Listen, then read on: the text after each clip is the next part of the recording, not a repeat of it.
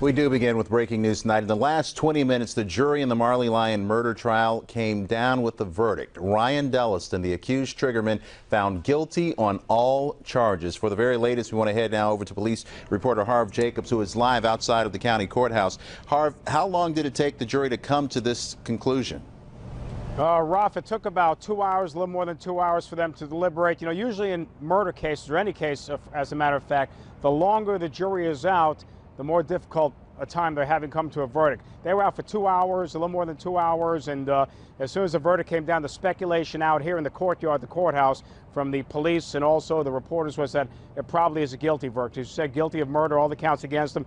The reactions from the family members, Marley Lyon's family members, they were relieved. They had tissues in their hands, but they were relieved to hear the verdict. On the other side, 32-year-old Ryan Delliston, found guilty of killing Marley Lyon last year. His family was crying. Prosecutors say that the suspect, now the defendant, I say, he's convicted, that he killed Marley Lyon during an attempted robbery at a Savannah Highway shopping center in June of last year. Marley Lyon was sleeping in his car. The guys and the co-defendants, they were thinking about robbing a bar, and they said that Marley Lyon interrupted that attempted robbery at the bar, and that's why he got shot and killed. Now, Delliston is going to be sentenced tonight, but first, Solicitor Scarlett Wilson says they're family members who want to speak. There's also going to be some videotape testimony. Delliston faces a maximum sentence of life without parole. There's a good chance that's what he's going to get. But as is in all these cases, family members from both sides get to speak, asking for the maximum or for leniency. And there's also, as I said, going to be some videotaped testimony from somebody, a family member or a friend who wants to speak, Raphael. Now, Harv, I understand that the death penalty was taken off the table in this case. Do we know why that is? Great question. Bill Sharp's been asked the same question all week, Ralph. Nobody wanted to comment about that during the week, but I'll tell you, that question is going to be asked by myself or Lisa Weissman after they all come down from the courtroom. It's a good question. There's an aggravating circumstance in this case, attempted armed robbery. So when you have that aggravating circumstance, you can go for the death penalty. Maybe Marley Lyon's family decided they didn't want to go through that. Maybe the solicitor had another reason not to go for that, but hopefully we'll find that out. And you said that the jury, the sentencing phase is going to start tonight. That's really quick. Judge not giving the jury a time to go home and rest, or is this going to be the same jury that handles the sentencing? The jury's got nothing to do with the sentencing, Ralph. In the Charleston County court system, the judge has the discretion of the sentencing, and they usually always sentence the defendant after he or she is found guilty. I see. So that could happen any moment now, then. Yeah, as soon as they have all these family members speak and this videotape testimony, after all that is done, Delliston will stand up. I'm sure the judge will give him a chance to say something to family members. Whether he does or not is anybody's guess. And then he will be sentenced, and he's going away for a while, obviously, if not forever. All right, Harv, thank you very much. Great job to you and the crew out there at the courthouse tonight. We will, of course, continue to follow this story. Lisa Wiseman is there waiting inside of the courtroom right now, and as soon as we get word on when the sentencing phase has started, we'll bring you that information online tonight on live5news.com. C4 at 6. We know in our hearts this is what Reagan would want us to do, and we know it is the right thing to do to honor her memory best. An emotional journey, a family now embracing a new path. Today, the Reagan-Tokes Act officially unveiled by lawmakers. Good evening. Thank you for staying with us tonight at 6. I'm Mike Jackson. And I'm Ellie Merritt. Colleen has the evening off. The parents of Reagan-Tokes stood bravely next to lawmakers presenting this new legislation today. NBC4's Ted Hart has an in-depth look at how this act will change the way law enforcement monitors criminals. But first, Matt Edwards sits down with Toby and Lisa Tokes, a grieving father and mother, as they push for justice and closure. Away from the spotlight, Lisa and Toby Tokes have been hard at work for months to do everything in their power to help prevent other families from enduring tragedies similar to theirs. But publicly, we have not heard from Reagan's parents until today. Lisa and Toby Tokes have come to accept that the pain they've endured following their daughter's murder will last a lifetime. It's just, devastating as parents. You never get over it.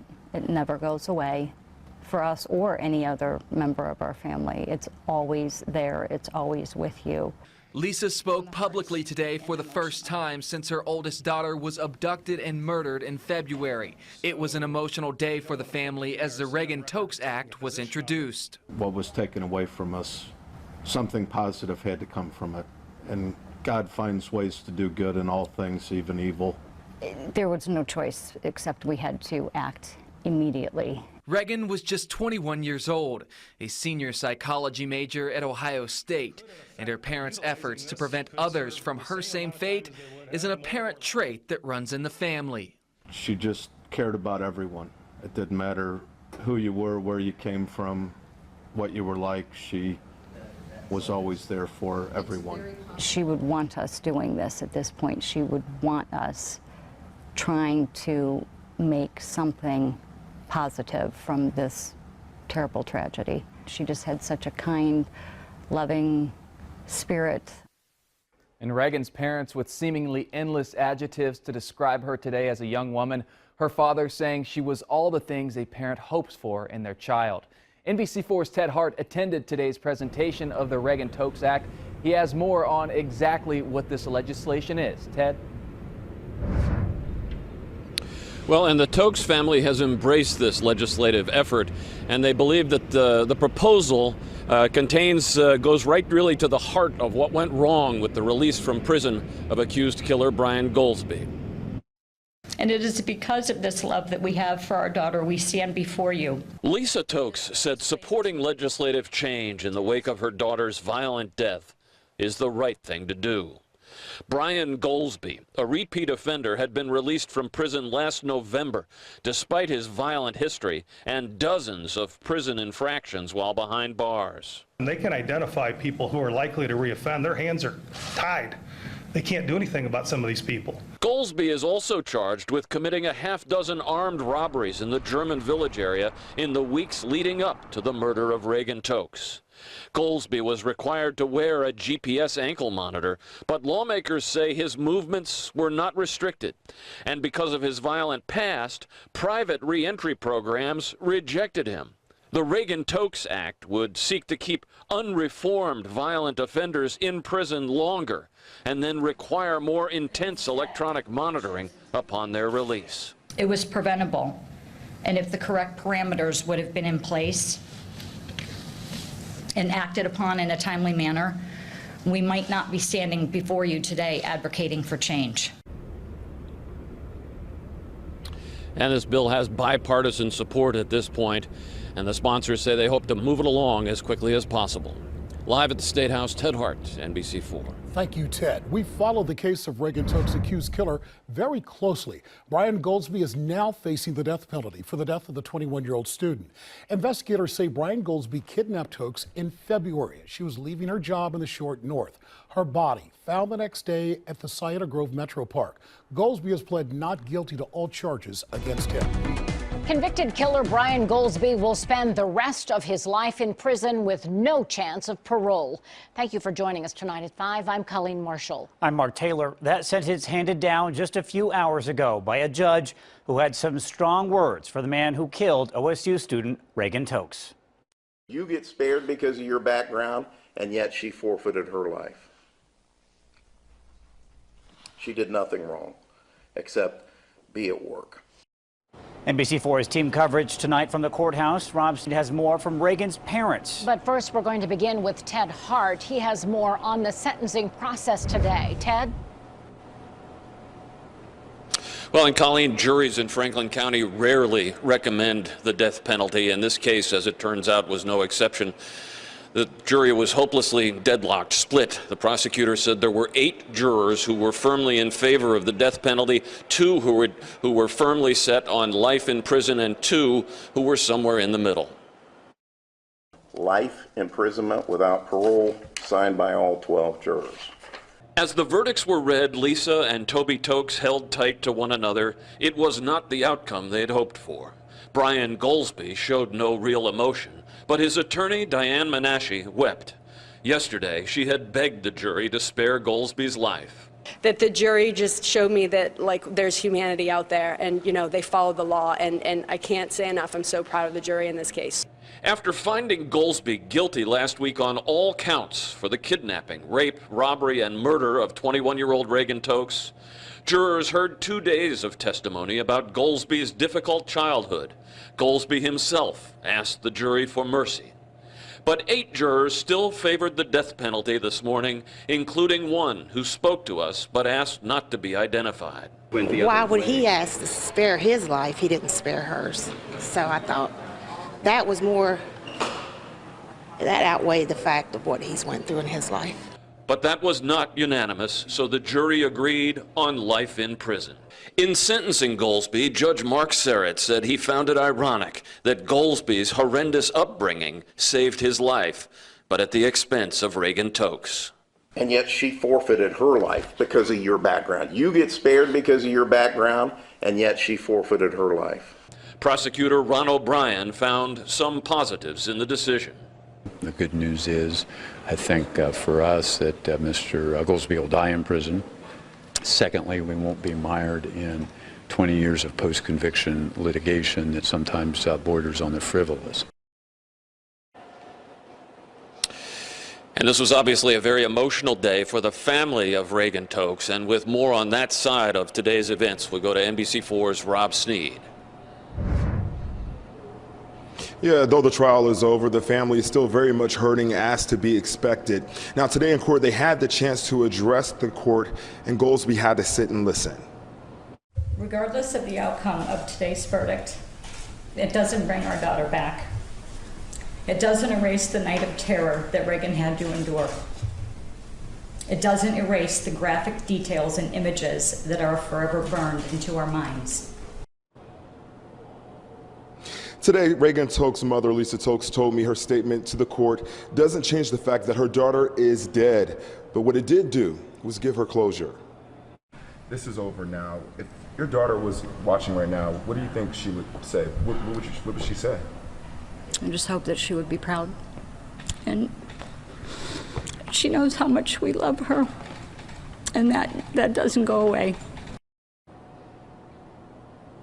And right now, the Tokes family tells me they're in the process of just trying to push the Reagan Tokes Act so that what happened to their daughter never happens to anyone ever again.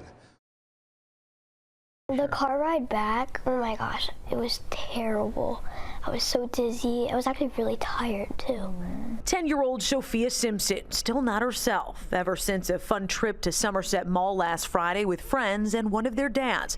It took a turn at the food court near Mrs. Fields Cookies. So I checked my phone, and then just that woman came up and hit my head against the glass. I started crying, and then she turns around, she starts laughing at me, and then she puts on her mask and runs away. Police would later identify the woman as 25-year-old Rihanna Valentine. Like, she took her hand on the back of my neck and slammed it into the glass. Valentine now charged with a misdemeanor and on tether for the attack. Like, why? I don't know why.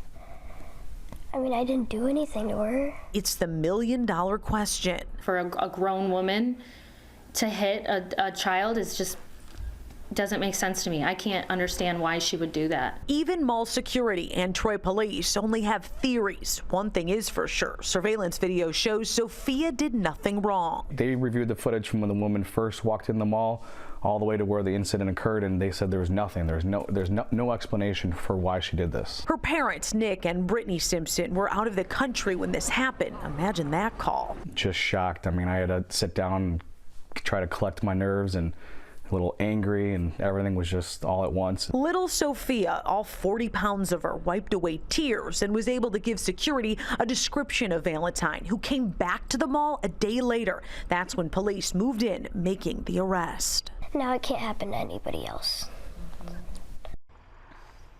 We talked to Troy police about this, Captain Josh Jones. He says the only theory that he can come up with is that maybe Brianna Valentine was trying to show off for the people that she was with, maybe a joke or something like that. But we're talking about a 25-year-old woman here. What is no joke is that she is now on tether for a misdemeanor charge. An update now to a story we've been following for 5 years now. The suspect in the death of an Ashtabula caterer changed his plea today. DeMarco Jones changed it to guilty in the death of Timothy Miola back in 2019. Miola was found dead in his Painesville home after not showing up for a few catering jobs. Jones faces an aggravated murder charge. A woman doused in gasoline and set on fire will have another surgery tomorrow. Joey Helmich is in critical but stable condition at University Hospital's burn unit in Mobile. She was working at a Circle K in Pensacola when a woman doused her with gasoline and set her on fire last Wednesday. Another employee was burned while trying to put the fire out. Helmich's family says she'll likely have more surgeries after tomorrow.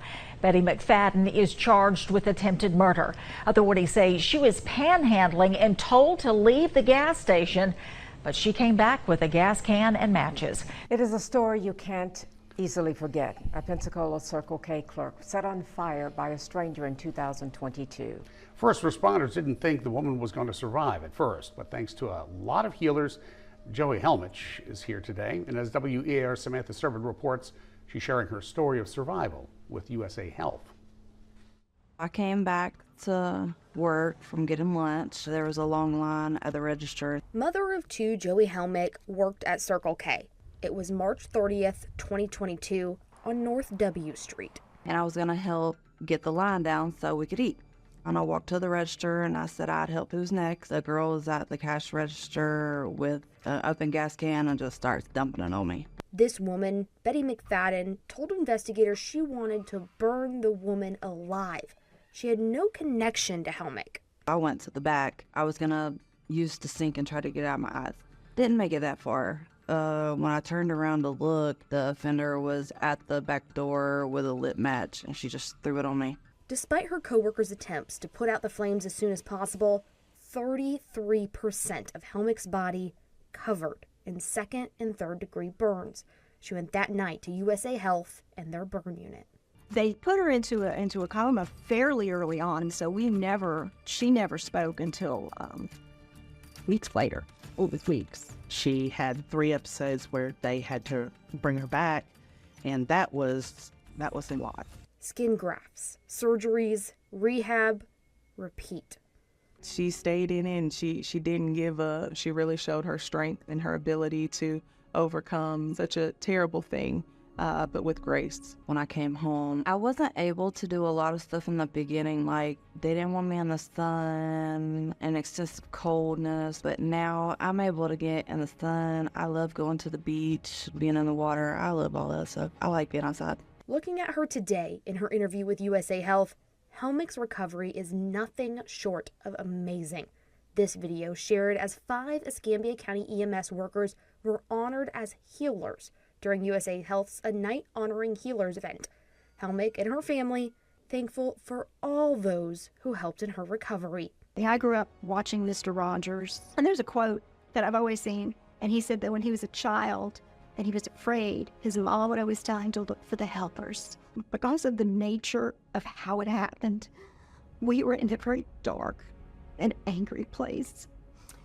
And the staff at USA brought light to us. It just brought back our faith in humanity, and we can't possibly ever repay that debt to them. Samantha Servan, WEAR News. As for the woman who did this, a judge sentenced Betty McFadden to life in prison earlier this year. It's just one shocking moment in this roughly 60-second cell phone video. A 12-year-old boy smacked in the face and held by his mouth by another classmate on board a school bus from Walt Whitman Middle School. Ooh. After a brief back and forth, she grabs him by the neck, not once, but twice. Hey, what I tell you about change those seats? It breaks my heart that there's all these kids on the bus and not one of them decided to stand up. Taylor Brock says her son returned home with bruises around his neck. It's unclear exactly what happened right before the recording, but she claims that same girl bullied him in the past, leaving her son depressed and embarrassed. I want there to be harsher punishments, so kids don't even want to do this in the first place. This mother says the incident happened in late January, but just shared it publicly Monday. Concerned school officials are not doing enough to protect her son, despite a judge granting a protective order against the girl earlier this month. Saying she's not allowed to come within 50 feet of him. And my son is like, yeah, I saw her pass by me in the hall today. This isn't something that's going to go away for him. And she just gets to get suspended and gets to go back to school. Like, that doesn't seem like a fair trade. I reached out to Fairfax County Public Schools. A spokesperson says school administration handled the situation in line with the student discipline manual. but at this hour cannot provide any more information due to federal privacy laws. Brock wants the school to do a better job keeping the two separated, but she also wants preventative measures in place. To where they are able to cope and deal with anger or stress. I'm hoping by bringing this to light that people will stand up for him and for other kids who are going through the same thing in the school. Matthew Torres, WUSA 9. Hello, my name is Taylor Brock. I'm a military spouse and a mother who loves her children more than anything in this world. Recently, my son appeared in a video that was seen by millions of people in the United States and around the globe. In this video, my son was not kicking the winning field goal, winning the spelling bee, or welcoming his father home from a deployment. My son was being strangled by a fellow student aboard his Fairfax County school bus. After being summarily dismissed by the school administration, I was forced to go to the police, report the crime, and was issued a protective order, which I gave to the school, that stated the girl who tried to kill my son was to remain 50 feet away from him at all times. Not only did the school not take this seriously, they didn't even tell my son's teachers, who were horrified to find out that a restraining order was even put in place. The judge who issued this restraining order was also shocked to hear that the girl was still in school. According to Fairfax County Schools, strangulation is a Level F, Category 5 offense, PD9, malicious wounding without a weapon, meaning the child who tried to strangle my son using her bare hands should be completely removed from the school, and a year-long expulsion should be considered immediately. Not only did you put my son's life in danger, you are putting other children's lives in danger by dismissing these violent acts.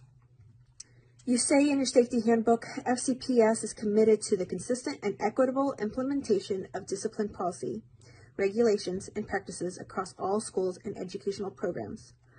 But I say that it's completely false, because you never protected my son, and the perpetrator that tried to strangle my son still remains in your school, while the victim of this crime, my son, was forced to leave his friends and transfer to another school because you ensured he was in a constant state of fear and trauma.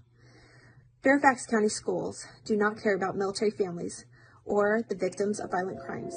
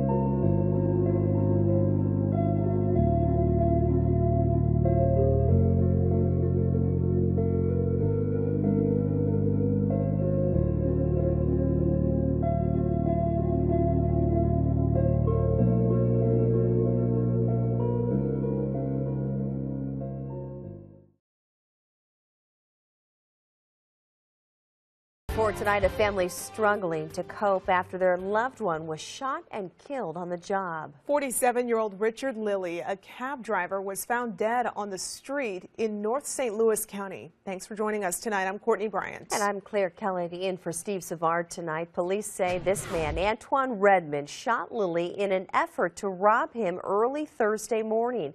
It all happened in North St. Louis County. The shooting took place on Bon Oak Drive south of 270 near West Florissant. Tonight, Lilly's family is talking only to News 4. Our Venton Blandon has the story. Benny.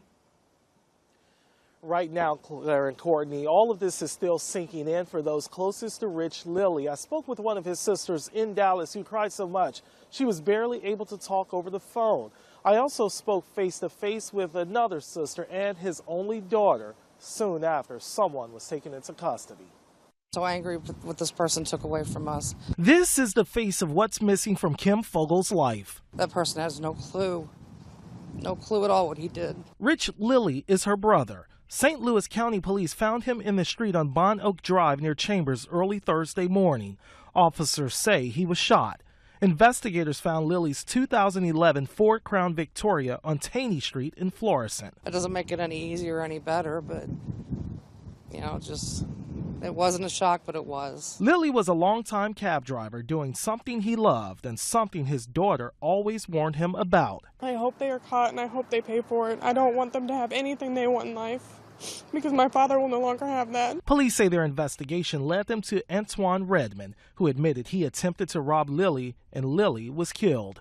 Redmond now faces a murder charge. I'm also torn and angry that somebody would do this over money. Life with Lily around, his sister says, was better. He had a big heart, and he was OCD. He was, everything had to be just right, and he was always helping everybody. If it wasn't for money, it was helping them to move or. Rich Lilly's shooting death is extremely painful to all of his family. They told me less than a year ago he was shot at and had his windows of his cab car broken out. A Metro Transit driver is assaulted on a city bus, and the brutal attack was all caught on camera. This video was posted to social media. It happened on Tuesday afternoon on the Route 5 bus in North Minneapolis. WCCO's Rich Chapman has more on the incident and what the union hopes is done to keep drivers safe. I don't know anybody who can look at this video and think it is anything less than disgusting. Metro Transit officials say the video of one of its operators being attacked while sitting in the driver's seat of a city bus is hard to watch. Totally unprovoked attack. Someone on board the bus captured the beating on their cell phone and then posted it to social media. The driver was caught by the seatbelt, couldn't get up and defend themselves, and the person just kept assaulting them. Amalgamated Transit Union Local 1005 President Ryan Timblin says incidents like this are on the rise. Well, I don't know the exact numbers, but from what we're getting in emails, it seems there is a bit of an uptick right now. Timblin believes this attack could have been avoided if the bus had a barrier to protect the driver. They've been implementing barriers, but at this point it's only around 20 barriers in the entire system. We need more barriers, and I think this shows that we do need more barriers at this point in time right now. Metro Transit says a committee of both drivers and managers will study the effectiveness of the barriers before deciding if more are needed. Until then, investigators have their work cut out for them. We're not going to depend on just this Facebook video that's out there. We're also looking at our own video. Metro Transit police investigators believe there were several witnesses to this brutal attack, both on the bus as well as outside the bus here at 15th and Emerson Avenues North. If you have any information, Metro Transit Police would like to speak with you. Metro Transit Police have arrested the man who they believe is responsible for attacking one of their bus drivers. The attack happened on board a Route 5 bus near Emerson and 15th Avenue North. Someone on the bus recorded the beating and posted it to social media. WCCO's Rich Chapman has more on how investigators tracked down their suspect. When we saw the video on Facebook, we were disgusted. When I saw it, I cried. Metro Transit police investigators worked countless hours to track down the man in the video.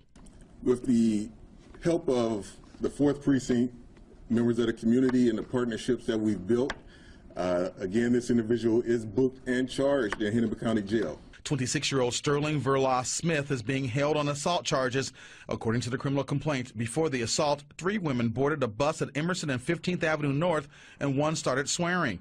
When asked to stop, one woman became combative. The driver called for police, and while they waited, another woman on the bus called her boyfriend, identified as Smith. He boarded the bus, walked the woman off, then reboarded to attack the driver.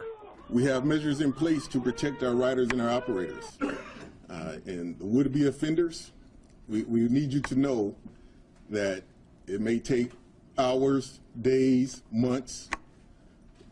We will find you and we will bring you to justice. Metro Transit's camera and audio system also captured the incident. Smith told investigators the driver used a pointed racial slur. Investigators say no statement was heard on the audio. Smith then said, "I took it the wrong way, possibly." Union leaders say the video is an example of the growing number of assaults operators face. I don't know the overall numbers, but what I've seen in the last few weeks, it feels like in the last few weeks it is on an uptick from what emails I've been receiving. Boy, Reg, you feel so bad watching that happen. I don't know if people remember the bus union really pushed the drivers union. They wanted barriers and safety measures. Where's all that at now? Well, right now we're told those barriers are in a pilot program. Okay. So for the next 6 months, there'll be 20 of these on buses. Union officials say they believe if this operator had a barrier on the bus he was driving, he would not have been attacked. I'm told the membership will push to expand the number of buses with barriers and for added police presence on route. Some of these bus drivers would like to see Metro Transit officers on their buses. this. Well, I'm sure after that, for sure. We'll see what happens. All right, He thank broke you. into a Detroit home in the early morning hours armed with a tree branch. Good to have you with us at 11. The man who lives there says he was sleeping when all of a sudden he was attacked inside his own home on the city's west side. He spoke with our Pamela Osborne tonight, who joins us live. And Pam, how's he doing tonight? Well, Kimberly, he's in pretty good spirits. Today is actually his birthday, and he says that he is feeling better. But you can imagine this attack happened back on July 9th. He is still in the hospital tonight, and he wants the person responsible in jail. I could not walk very good. I have bruises on my arms and legs. Stephen Kabolka speaking to us from his hospital bed Wednesday night after becoming the victim of a brutal assault in his own home. I was sleeping, then all of a sudden I heard like a big crash. The front side door came in and attacked me and started beating me with a stick. A hidden surveillance camera on his home at Asbury Park and Diversey Street show a man with a large tree branch kick his way in to Stephen's home. As the beating went on, he says his attacker told him what he was after. He wanted some Suboxone, and then he beat me some more. Then he left after he crashed the kitchen, the bathroom window, and the room. Stephen was able to call for help. His attacker got away. And Stephen is now focused on his recovery. Tomorrow he's going to be able to leave the hospital, but he is going to have to go to a rehab facility until he's well enough to go back home on his own. As for the person responsible, police are still looking for that person. So if you have any information at all, give Detroit Police a call. Reporting live tonight at Beaumont Hospital, I'm Pamela Osborne, Local 4. Well, the family of Carolyn Temple reacts tonight to the arrests of the 3 teens charged in her death. Annette Pegler spoke to Temple's daughter this evening. She continues our team coverage live at JPD headquarters with more. Annette. Well, those 3 suspects are being held in jail tonight at the city jail. They were not given a bond earlier today. I talked to Tress Temple, Carolyn Temple's daughter, who says that she hopes another family doesn't have to suffer like hers. Nothing I say right now is going to bring my mother back, but I want to know why. Why not just steal from her? Why kill her? Emotions are still high for Tress Temple as she reacts to the recent string of events surrounding the death of her mother, 69-year-old Carolyn Temple. She was able to tell us that they were pulling on her purse, and she pulled back, and from that point on it kind of became a blur to her, I think. Jackson police arrested Antrielle Jones and Jerome Moore Tuesday after their alleged involvement in other violent crimes in the capital city, including at least 4 carjackings. A third suspect, Antoine Dukes, turned himself into police Wednesday morning. But I didn't expect to see people that looked like babies to me, you know, and I want them punished for what they did. I think they need to suffer the consequences. Jerome Moore's mother took her son's defense. I know for a fact where he was. He was not involved in that murder. Now, I ain't saying that he won't rob nobody, but I know he won't shoot no gun. He not gonna shoot no gun. He not gonna shoot nobody. Temple says she's pleased with the arrest made and wants justice for her mother. She said with the recent string of carjackings, there is a lesson to be learned from all this. Be aware and to value, you know, even every second, because, you know, never in my wildest dreams did I think I would be making funeral arrangements for my mother today. Now, Carolyn Temple will be laid to rest this Friday at St. Luke's United Methodist Church. That's in Fondren. Her visitation starts at 10 a.m., and that's followed by her service at 11. For now, that's the very latest here live in downtown Jackson. Annette Pegler, WLBT News.